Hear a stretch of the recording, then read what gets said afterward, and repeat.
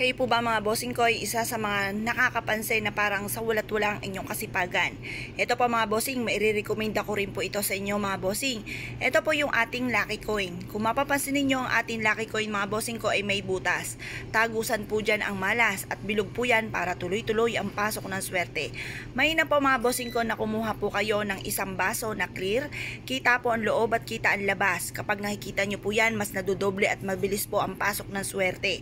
Ngayon po mga bossing, maglagay ka ng isang baso ng Lucky Coin sa inyo pong center table at ito po yung makakatulong upang sa ganon makahata kayo ng maraming swerte at hindi po kayo pasukan ng kamalasan.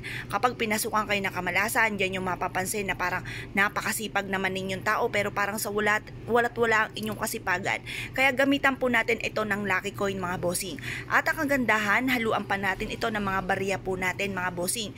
Ang barya mga bossing ko ay isa sa mga pinakamabisang panghatak ng swerte at pantaboy ng kamalasan. Ang silver na barya ay nagtataboy ng mga negatibong enerhiya at ang gold naman po ay sumisimbolo ng kasaganahan. At ang rose gold na 20 pesos po natin, mabilis na solusyon sa mga problema.